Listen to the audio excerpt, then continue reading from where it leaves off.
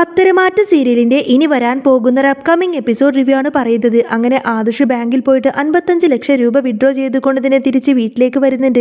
എന്നിട്ട് അനിയോട് പറയുന്നുണ്ട്, അനി ഇതിലൊരു 55 ലക്ഷം രൂപയുണ്ട്, നീ ഇത് ഉച്ചയ്ക്ക് മുൻപായിട്ട് തന്നെ ഓഫീസിൽ കൊണ്ടെത്തിക്കണം, എനിക്കൊന്ന് അത്യാവശ്യമായിട്ട് മറ്റൊരു വഴിക്ക് പോകാനുണ്ടെന്നൊക്കെ പറയും.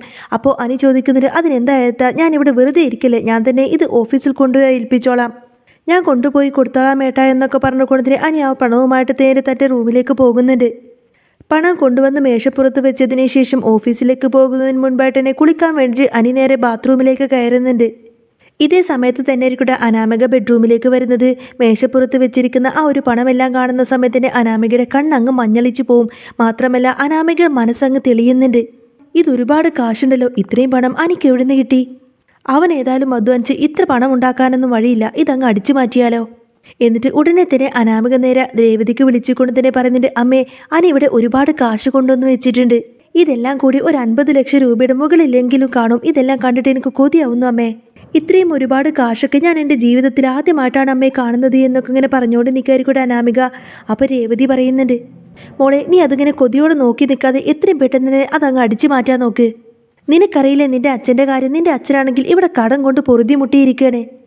അപ്പോൾ അനാമിക ചോദിക്കുന്നുണ്ട്, അയ്യോ അമ്മേ ഞാൻ എങ്ങാനും ഈ പണം മോഷ്ടിച്ചാൽ പിന്നെ അനി എന്നെ സംശയിക്കില്ലേ? അവൻ വന്നു കഴിഞ്ഞാൽ ഞാൻ തന്നെയാണ് ഈ പണം എടുത്തത് എന്നൊക്കെ പറഞ്ഞ് അവൻ എന്നെ കുറ്റപ്പെടുത്തി സംസാരിക്കില്ലേ എന്നൊക്കെ ചോദിക്കട്ടെ അനാമിക. അപ്പോൾ രേവതി പറയുന്നതിന് മോളെ നീ ആദ്യം അത് മോഷ്ടിക്കാൻ നോക്ക്, അങ്ങനെ എന്തെങ്കിലും അവൻ പറയുകയാണെങ്കിൽ ബാക്കി വഴിയൊക്കെ ഈ അമ്മ നോക്കിക്കോളാം, മോളുമായിട്ട് ഡിവേഴ്സ് ആവാൻ വേണ്ടി അനി മോളുടെ മേൽ മോഷണക്കുറ്റം ചുമത്തിയതാണെന്ന് ഞാൻ അങ്ങ് പറഞ്ഞോളാം, നീ എത്രയും പെട്ടെന്ന് തന്നെ ധൈര്യമായിട്ട് പണം മോഷ്ടിക്കാൻ നോക്ക് എന്നൊക്കെ പറഞ്ഞുകൊണ്ട് തന്നെ രേവതി ഫോൺ അങ്ങ് കട്ട് ചെയ്യും. ഫോൺ കട്ടാക്കിയതിന് ശേഷം അനാമിക ഇങ്ങനെ മനസ്സിൽ ചിന്തിക്കുന്നുണ്ട്, എൻ്റെ ഭർത്താവ് എന്ന് പറയുന്ന ഇവനെ കൊണ്ട് എനിക്ക് കാൽ കാശിന് ഗുണമുണ്ടായിട്ടില്ല, അതുകൊണ്ട് എൻ്റെ കാര്യം നടക്കണമെങ്കിൽ എൻ്റെ അമ്മ പറഞ്ഞു തന്നതുപോലെ തന്നെ ഞാൻ ഈ പണം മോഷ്ടിക്കുന്നതാണ് നല്ലത്. അങ്ങനെ അനാമിക എന്തായാലും ഈ പണം മോഷ്ടിക്കാൻ വേണ്ടി തീരുമാനിക്കും. എന്നിട്ട് ഒന്നും അറിയാത്തതുപോലെ തന്നെ അനാമിക പോയി തൻ്റെ ബാഗ് എടുത്തുകൊണ്ട് വന്ന് ആ പണമെല്ലാം തന്നെ അതിലേക്ക് കുത്തി നിറച്ച് വെക്കുന്നുണ്ട്. എന്നാൽ ദേവ്യാനി അതിലൂടെ പാസ് ചെയ്യുന്ന സമയത്തായിരിക്കട്ടെ ആ ഒരു കാഴ്ച കാണുന്നത്. അനാമികയുടെ ആ പ്രവൃത്തി കാണുന്ന സമയത്തിന് ദേവ്യാനിക്ക് അങ്ങ് ഷോക്കാവുന്നുണ്ട്. എന്നിട്ട് ദേവ്യാനി ഇങ്ങനെ മനസ്സിൽ ചിന്തിക്കുന്നുണ്ട്, ഇവൾ ഇത്രമാത്രം പെരും കള്ളിയായിരുന്നോ? സ്വന്തം ഭർത്താവിൻ്റെ കാശാണല്ലോ ഇവൾ അടിച്ചു മാറ്റുന്നത്. ഈ പെരും കള്ളിയായിരുന്നല്ലോ ഈശ്വര ഞാൻ ഇത്ര കാലം സ്നേഹത്തോടെ തന്നെ കൊണ്ടു നടന്നത്. അനി ബാത്റൂമിൽ നിന്ന് കുളി കഴിഞ്ഞ് പുറത്തേക്ക് വരുന്നതിന് മുൻപായിട്ട് തന്നെ അനാമിക പണമെല്ലാം തന്നെ ബാഗിലാക്കി ഒന്നും അറിയാത്തതുപോലെ തന്നെ പുറത്തേക്ക് ഇറങ്ങി വരുന്നുണ്ട്. അനാമിക നേരെ ജാനകിയുടെ അടുത്തേക്ക് ചെന്ന് പറഞ്ഞിട്ട്, അമ്മേ ഞാൻ എൻ്റെ വീട് വരെ ഒന്ന് പോയിട്ട് വരാം, എൻ്റെ അമ്മ ഇപ്പോൾ എന്നെ നേരത്തെ വിളിച്ചിട്ടുണ്ടായിരുന്നു, എനിക്കൊരു അത്യാവശ്യ കാര്യമുണ്ട്, അതുകൊണ്ടാണ് അമ്മേ ഞാൻ പോകുന്നത് എന്നിങ്ങനെ അനാമിക പറയുന്ന സമയത്തിന് ജാനകി പറയുന്നുണ്ട്, അതൊന്നും സാരമില്ല മോളെ, മോള് പോയിട്ട് വാ, മോള് വീട്ടിൽ പോയിട്ട് സാവധാനം വന്നാൽ മതി എന്നൊക്കെ പറഞ്ഞുകൊണ്ട് തന്നെ ജാനകി ഇങ്ങനെ അനാമികയെ യാത്ര അയക്കുന്നുണ്ട്. അങ്ങനെ അനാമിക അവിടെ നിന്നങ്ങ് പോകുന്ന സമയത്തിന് ദേവ്യാനി വന്നിട്ട് അനാമികയെ പിടിച്ചു നിർത്തിക്കൊണ്ട് തന്നെ പറഞ്ഞിട്ട്, അനാമിക പോവാൻ വരട്ടെ, എനിക്ക് ചില കാര്യങ്ങളൊക്കെ നിന്നോട് ചോദിച്ചറിയാനുണ്ട്, അത് കഴിഞ്ഞിട്ട് മതി നിന്റെ പോവലും വരലൊക്കെ എന്നൊക്കെ പറഞ്ഞുകൊണ്ട് തന്നെ അനാമിക അങ്ങ് തടഞ്ഞു വെക്കും. എന്നാൽ ഇതേ സമയത്തിന് അനി കുളി കഴിഞ്ഞ് ബാത്റൂമിൽ നിന്ന് പുറത്തേക്ക് വരുന്ന സമയത്തിന് താൻ മേശപ്പുറത്ത് വെച്ചിരുന്ന ആ ഒരു 55 ലക്ഷം രൂപ അവിടെ കാണാനില്ല. പണം കാണാത്തത് കൊണ്ട് തന്നെ അനിക്ക് ആകെ ടെൻഷനാവുന്നുണ്ട്. എന്നിട്ടിങ്ങനെ ചിന്തിക്കുന്നുണ്ട്, ഈശ്വര പണം ഞാൻ ഇവിടെ തന്നെയാണല്ലോ വെച്ചത്, എന്നാലും എൻ്റെ പണം ഇവിടെ നിന്നും ആരായിരിക്കും എടുത്തിട്ടുള്ളത്? ഈശ്വര എന്ത് ചെയ്യുമെന്നൊക്കെ ചിന്തിച്ചുകൊണ്ട് തന്നെ ചുറ്റും നോക്കി നിൽക്കായിരിക്കട്ടെ അനി. അങ്ങനെ അനാമിക അവിടെ നിന്നങ്ങ് പോവാൻ നോക്കുന്ന സമയത്തിന് ദേവ്യാനി പറഞ്ഞിട്ട്, അനാമിക ഇവിടെ നിന്ന് പോകുന്നതിന് മുൻപേ തന്നെ എനിക്ക് അനാമികയുടെ ബാഗ് പരിശോധിച്ചേ പറ്റൂ എന്നൊക്കെ പറഞ്ഞിങ്ങനെ വാശി പിടിച്ച് നിൽക്കും. അപ്പോൾ അനാമിക ചോദിക്കുന്നത്, അയ്യേ വല്യമ്മ ഇത്ര ചീപ്പായിരുന്നോ, വല്യമ്മ എന്തിനാ എൻ്റെ ബാഗ് മാത്രം ചെക്ക് ചെയ്യുന്നത്? വല്യമ്മയുടെ എന്തെങ്കിലും കളഞ്ഞു പോയിട്ടുണ്ടെങ്കിൽ അത് നയനെടുത്തി തന്നെയായിരിക്കും എടുത്തിട്ടുണ്ടാവുക, നിങ്ങൾ പോയിട്ട് അവരുടെ ബാഗ് പരിശോധിക്കാൻ നോക്ക്, അവരാണ് ഇവിടുത്തെ ഏറ്റവും വലിയ കള്ളി എന്നൊക്കെ പറഞ്ഞ് നയനെ ഇങ്ങനെ കുറ്റപ്പെടുത്തി സംസാരിക്കുകയാണ് അനാമിക. അപ്പോൾ ജാനകി പറയുന്നില്ല, അതെ എൻ്റെ അനാമിക മോള് എന്തോ ഒരു അത്യാവശ്യമായിട്ട് അവളുടെ വീട്ടിലേക്ക് പോകാൻ ഒരുങ്ങിയതാ, ആ സമയത്താണ് ഏട്ടത്തീരൊരു ക്രോസ് വിസ്താരം എന്നൊക്കെ പറഞ്ഞുകൊണ്ട് തന്നെ ജാനകി ഇങ്ങനെ അനാമികയെ സപ്പോർട്ട് ചെയ്ത് സംസാരിക്കും. അപ്പോൾ ദേവ്യാനി പറഞ്ഞിട്ട്, ഈ വീട്ടിൽ ഇനിയും വലിയൊരു പ്രശ്നമില്ലാതിരിക്കാൻ വേണ്ടിയിട്ടാണ് അനാമികയുടെ ബാഗ് പരിശോധിക്കണമെന്ന് ഞാൻ പറയുന്നത്, ഇതിനകത്ത് ആദർശ് അനിയെ ഏൽപ്പിച്ച കാശുണ്ട്, അതെല്ലാം തന്നെ അനാമിക അവളുടെ ബാഗിലാക്കുന്നത് ഞാൻ എൻ്റെ കണ്ണുകൊണ്ട് കണ്ടതാണ് എന്നൊക്കെ പറയുന്നുണ്ടോ ദേവയാനി. ഇതും കേട്ടോണ്ട് വന്നുകൊണ്ട് തന്നെ ജയൻ പറയുന്നുണ്ട്, എന്താ ദേവയാനി നീ ഈ പറയുന്നത്, സൂക്ഷിച്ച് വേണം ഒരാളെ പ്രതിയാക്കിയിട്ടൊക്കെ സംസാരിക്കാൻ, ഇല്ലെങ്കിൽ അത് വലിയ പ്രശ്നമാവില്ലേ ഈ വീട്ടിൽ എന്നൊക്കെ ചോദിക്കട്ടെ ജയൻ. അപ്പോൾ ദേവേനി പറയുന്നുണ്ട്, ജയേട്ടാ ഇത് ഞാൻ വെറുതെ പറയുന്നതൊന്നുമല്ല, അനിയോട് സംസാരിക്കാൻ വേണ്ടിയിട്ട് ഞാൻ അവൻ്റെ മുറിയിലേക്ക് പോകുമായിരുന്നു, ആ സമയത്തിന് അനാമിക അനിയുടെ കാശെല്ലാം തന്നെ അടിച്ചു മാറ്റി അവൾ അതെല്ലാം ബാഗിലാക്കുന്നത് തന്നെ ഞാൻ എൻ്റെ കണ്ണുകൊണ്ട് കണ്ടതാണെന്നൊക്കെ പറയും. ഇതും കേട്ടുകൊണ്ട് തന്നെ അനാമിക പറയുന്നുണ്ട്, അമ്മേ ഈ വല്യമ്മ പറയുന്നത് ആരും തന്നെ വിശ്വസിക്കല്ലേ, അനിയുടെ പണം ഒരിക്കലും ഞാൻ എടുത്തിട്ടില്ല, എനിക്ക് ആവശ്യത്തിലധികം പണം എൻ്റെ അച്ഛൻ എനിക്ക് തന്നു വിട്ടിട്ടുണ്ട്, പിന്നെ ഞാനെന്തിനാ അവൻ്റെ കാശ് മോഷ്ടിക്കുന്നത്, എനിക്ക് ഏതായാലും ആ കാശൊന്നും വേണ്ടാന്നൊക്കെ പറഞ്ഞ് നിൽക്കട്ടെ അനാമിക. അനാമികയുടെ വാക്ക് കേട്ടുകൊണ്ട് തന്നെ ജാനകി പറഞ്ഞിട്ട് മോള് സമാധാനപ്പെട്ടിരിക്ക്.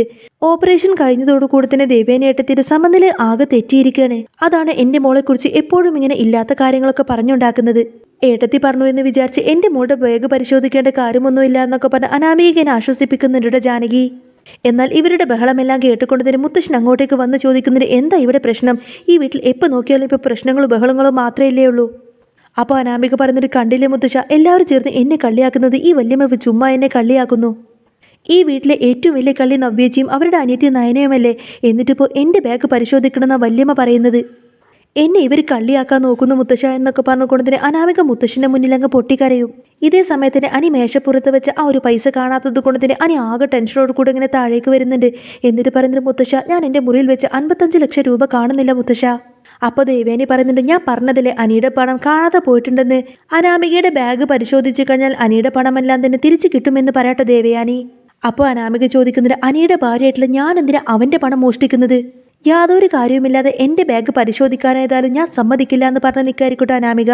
അപ്പം മുത്തശ്ശനും പറയുന്നത് അത് ശരിയാണ്, തെളിവുകളൊന്നുമില്ലാതെ അനാമിക മോളെ ഇവിടെ ആരും കുറ്റപ്പെടുത്തണ്ട. അനാമിക മോളുടെ ബാഗൊന്നും ആരും പരിശോധിക്കണ്ട. ദേവേനി, നീ കുറച്ച് മാന്യമായിട്ട് ഇനി മുതൽ അനാമിക മോളോട് സംസാരിക്കണമെന്നൊക്കെ പറയട്ടെ മുത്തശ്ശൻ. അവളും ഇവിടുത്തെ മരുമകൾ തന്നെയാണ്. അവളുടെ ബാഗിൽ ഇവിടുത്തെ പണമൊന്നും ഉണ്ടാവില്ല. നിന്റെ കണ്ടെത്തുകൾ ശരിയാണോ എന്ന് ഞാൻ തെളിയിച്ചു തരാം. ഈ വീട്ടിലെല്ലാവരും തുല്യരാണ്. അതുകൊണ്ട് തന്നെ എല്ലാവരുടെയും ബാഗുകളും പരിശോധിക്കട്ടെ. എല്ലാം കഴിഞ്ഞതിന് ശേഷം മതി അനാമികയുടെ ബാഗ് പരിശോധിക്കൽ എന്നൊക്കെ പറയട്ടെ മുത്തശ്ശൻ. എന്നിട്ട് അനാമികയോട് ചോദിക്കുന്നുണ്ട്, എന്താ അനാമിക മോളെ, അതിന് നിനക്ക് സമ്മതമാണോ എന്ന് ചോദിക്കട്ടെ മുത്തശ്ശൻ.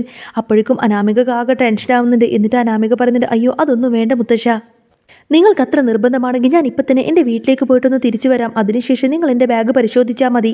അനാമികയുടെ വാക്ക് കേട്ടുകൊണ്ടതിന് ജാനകി പറഞ്ഞിട്ട് ഈ പ്രശ്നമെല്ലാം പരിഹരിച്ചതിന് ശേഷം മതി അനാമിക മോളുടെ വീട്ടിലേക്ക് പോവലൊക്കെ. കാരണം ഏട്ടത്തെ അപമാനിച്ചത് എൻ്റെ മരുമകളെയാണ്. എൻ്റെ മരുമകൾ കാരണം എല്ലാവരുടെയും മുന്നിൽ വെച്ച് നാണം കിട്ടി നിൽക്കുന്നത് ഞാനല്ലേ. എൻ്റെ മോളുടെ ബാഗ് പരിശോധിച്ചു കൊണ്ടതിന് അനാമിക മോളുടെ നിരപരാധിത്വം എനിക്ക് തെളിയിച്ചേ മതിയാവൂന്നൊക്കെ പറയട്ടെ ജാനകി. എൻ്റെ അനാമിക മോൾ കള്ളിയല്ല എന്ന കാര്യം ഞാൻ എല്ലാവരുടെയും മുന്നിൽ തെളിയിച്ചിരിക്കും. ഇവിടുത്തെ ഏറ്റവും വലിയ പെരും കള്ളിമാർ നവ്യയും നയനയുമാണ് എന്ന കാര്യം എല്ലാവരും അറിയട്ടെ എന്നൊക്കെ പറയട്ടെ ജാനകി. അപ്പോൾ ദേവേനി പറഞ്ഞിട്ട് എൻ്റെ മരുമകളുടെ ബാഗ് വേണമെങ്കിൽ ജാനകിക്ക് പരിശോധിക്കാം, എനിക്കതിൽ സന്തോഷം മാത്രമേ ഉള്ളൂ എന്നിങ്ങനെ ദേവേനി പറയുന്ന സമയത്ത് തന്നെ എല്ലാവരും പോയിട്ട് എല്ലാവരുടെയും മുറികളൊക്കെ ബാഗുകളൊക്കെ ഇങ്ങനെ പരിശോധിക്കുകയാണ്. അങ്ങനെ എല്ലാവരും ബാഗുകളൊക്കെ പരിശോധിച്ചതിന് ശേഷം ഇനി അനാമികയുടെ ബാഗ് മാത്രമേ ചെക്ക് ചെയ്യാനുള്ളൂ എന്ന് പറയട്ടെ ദേവയാനി. എന്നിട്ട് അനാമികയോട് പറഞ്ഞിട്ട്, അനാമിക ഇനി നിന്റെ ബാഗ് മാത്രമേ പരിശോധിക്കാനുള്ളൂ, അതിങ്ങ് താടിയെന്ന് പറയുന്ന സമയത്തും അനാമിക അതിന് സമ്മതിക്കാതെ അങ്ങനെ നിൽക്കുമായിരിക്കും. അപ്പോഴേക്കും ദേവേനി വന്നിട്ട് ഇടി അതിങ്ങ് താടി എന്നൊക്കെ പറഞ്ഞ് ബലം പ്രയോഗിച്ചത് കൊണ്ട് തന്നെ അനാമികയുടെ കയ്യിൽ നിന്ന് ആ ബാഗ് അങ്ങ് തട്ടിപ്പറിച്ച് വാങ്ങിക്കുന്നതോടുകൂടെ തന്നെ അനാമികയുടെ ബാഗ് അങ്ങ് താഴേക്ക് വീഴുകയും അതിൽ നിന്ന് ഒരുപാട് പണം അങ്ങ് താഴേക്ക് വീഴുകയൊക്കെ ചെയ്യുന്നുണ്ട്. അനാമികയുടെ ബാഗിൽ നിന്ന് പണമെല്ലാം താഴേക്ക് വീഴുന്നത് കണ്ടുകൊണ്ട് തന്നെ മുത്തശ്ശനോ ജാനകിക്ക് ആകെ ഇങ്ങനെ ഞെട്ടി ഷോക്കായി നിൽക്കുകയാണ്.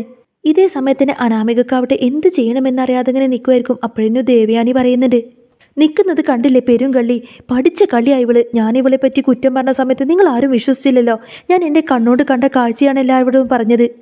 അന്തസ്സും ആത്മാഭിമാനവും ഇല്ലാത്തവളാണ് ഈ അനാമിക. ഇവളെ എനിക്ക് മരുമകളായി ലഭിക്കാത്തത് എൻ്റെ ഭാഗ്യമെന്നൊക്കെ പറയട്ടെ ദേവയാനി. അപ്പോൾ മുത്തശ്ശൻ പറഞ്ഞിട്ട്, അനാമിക നിന്നെ ഇപ്പം ഇവിടെ നിന്നും ഇറക്കി വിടേണ്ടത് ഈ ഞാനാണ്. അതിപ്പോൾ ഞാൻ ചെയ്യാത്തത് ഈ അനന്തപുരിതറവാടിൻ്റെ അന്തസ്സ് ഓർത്ത് മാത്രമാണ്. ഇനിയും നീ ഇങ്ങനെ ഒരു തെറ്റ് ആവർത്തിച്ചു കഴിഞ്ഞാൽ പിന്നീട് ഒരിക്കലും യാതൊരു സഹതാപവും നീ എന്നിൽ നിന്ന് പ്രതീക്ഷിക്കേണ്ട. ഇത് ലാസ്റ്റ് വാണിംഗ് ആണ് എന്നൊക്കെ പറഞ്ഞ അനാമികയോട് അങ്ങ് ദേഷ്യപ്പെട്ടുകൊണ്ടതിന് മുത്തശ്ശനകത്തേക്ക് കയറിപ്പോവും. അപ്പോൾ അനി ചോദിക്കുന്നുണ്ട്, ഇവൾ എൻ്റെ ഭാര്യ ആയതുകൊണ്ട് തന്നെ എല്ലാം സഹിച്ച് ഞാൻ നിൽക്കണമെന്നാണ് നിങ്ങൾ പറയുന്നത്? അല്ല, ഇതിനിപ്പോൾ ഇവളെ തെറ്റ് പറയാനും പറ്റില്ല. കാരണം ഇവളെയും ഞാനാണല്ലോ ചൂസ് ചെയ്തതെന്നൊക്കെ പറഞ്ഞ് സ്വയം ശപിക്കാണ്ടോ അനി.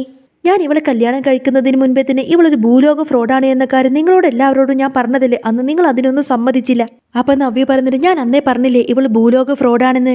അന്ന് ഞാൻ പറയുന്ന സമയത്ത് നിങ്ങൾ ആരും അത് വിശ്വസിച്ചില്ല. ഇനി ഏതായാലും എല്ലാവരും കൂടി അങ്ങ് അനുഭവിച്ചോ. ഇവൾ ഇതല്ല ഇതിനപ്പുറം ചെയ്യുമെന്ന് എനിക്കറിയാമായിരുന്നു എന്നൊക്കെ പറയായിരിക്കട്ടെ നവ്യ. എന്നാൽ ഇതെല്ലാം കണ്ടിട്ട് ഭയങ്കര അങ്ങ് ദേഷ്യം വരികയാണ് ജാനകിക്ക്. ജാനകി വന്നിട്ട് അനാമികയുടെ കർണം നോക്കി ഒരൊറ്റ എന്നങ്ങ് പൊട്ടിക്കുന്നുണ്ട്. എന്നിട്ട് ചോദിക്കുന്നുണ്ട്, ഇടി ദ്രോഹി, നീ ഒരു വഞ്ചകിയായിരുന്നല്ലേ. ഇനി ഞാൻ മറ്റുള്ളവരുടെ മുന്നിലൊക്കെ എങ്ങനെ തല ഉയർത്തി പിടിച്ചു നിൽക്കുമടി? എൻ്റെ മരുമകൾ ഒരു പെരും കള്ളിയാണ് എന്ന സത്യം എല്ലാവരുടെയും മുന്നിൽ തെളിയിച്ചില്ലേ നീ?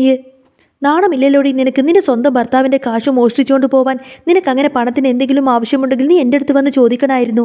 നിനക്ക് എത്ര പണം വേണമെങ്കിലും ഞാൻ അത് നിനക്ക് സന്തോഷത്തോടെ തരുമായിരുന്നില്ലേ എന്നൊക്കെ ചോദിച്ചുകൊണ്ട് തന്നെ ജാനകി ഇങ്ങനെ ദേഷ്യപ്പെട്ട അനാമികയുടെ അടുത്ത്. അപ്പോൾ ദേവേനി പറയുന്നുണ്ട്, ആദർശ് മോൻ നിൻ്റെ അടുത്ത് ഓഫീസിൽ എത്തിക്കാൻ വേണ്ടി തന്ന കാശില്ലേ അത്, ഉച്ചക്ക് മുൻപായിട്ട് നീ എത്രയും പെട്ടെന്ന് തന്നെ അത് ഓഫീസിലേക്ക് തിരിച്ചെത്തിക്കാൻ നോക്ക്. ദേവേനി പറഞ്ഞത് കേട്ട് അനി ആ ഒരു കാശുമായിട്ട് നേരെ ഓഫീസിലേക്ക് പോകുന്നുണ്ട്. ഈ സമയത്തിന് അനാമികക്ക് ഭയങ്കര അങ്ങ് സങ്കടാവും. അനാമിക ഇങ്ങനെ മനസ്സിൽ ചിന്തിക്കുന്നുണ്ട്, ഈശ്വരൻ ഞാൻ കഷ്ടപ്പെട്ടതെല്ലാം നിന്നെ വെറുതെയായി. എൻ്റെ അമ്മ ഉപദേശിച്ച ബുദ്ധി കൊണ്ടാണ് ഞാൻ അങ്ങനെയൊക്കെ ചെയ്തത്. അതുകൊണ്ടിപ്പോൾ എൻ്റെ അമ്മായിമ്മ പോലും എന്നെ വെറുത്തു. ഇനിയിപ്പോൾ ഞാൻ എന്ത് ചെയ്യും ഈശ്വര, എന്ത് പറഞ്ഞ് ഞാനിവിടെ പിടിച്ചു നിൽക്കുമെന്നൊക്കെ ചിന്തിച്ചുകൊണ്ട് തന്നെ ആകെ ടെൻഷനോടെ ഇങ്ങനെ നോക്കി നിൽക്കുന്ന അനാമികയെ കാണിച്ചുകൊണ്ടാണ് കേട്ടോ എപ്പിസോഡ് പൂർണ്ണമാവുന്നത്. അപ്പോൾ നിങ്ങൾക്ക് ഈ ഒരു ചാനൽ ഇഷ്ടമായി എന്നുണ്ടെങ്കിൽ എന്നും ഇതേപോലത്തെ റിവ്യൂസൊക്കെ കേൾക്കാൻ താല്പര്യമുണ്ടെങ്കിൽ തീർച്ചയായിട്ടും നിങ്ങൾ എൻ്റെ ചാനൽ സബ്സ്ക്രൈബ് ചെയ്ത് സപ്പോർട്ട് ചെയ്യാൻ മറക്കല്ലേ.